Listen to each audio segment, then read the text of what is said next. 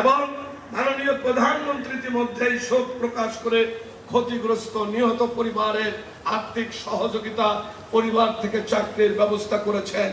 এত কিছুর পরেও আজকে যারা আবার রাস্তায় নামার চেষ্টা করে, এরা এদেশের মুক্তিযুদ্ধের পক্ষের সন্তান নয়, এরা সেই রাজাকার আল বদর আল শামসের রক্তে পয়দা এদেশের জাজ। এই কুচক্রী ব্যবস্থা নিতে হবে সরকারের, সেজন্য আমরা আবেদন রাখি। আর আমরা যারা এখানে বসবাস করি, এ ধরনের অন্যায় দাবি গিয়ে রাজপথে নেমে আসলে অবশ্যই আরেকটি মুক্তিযুদ্ধ বাংলাদেশে হবে।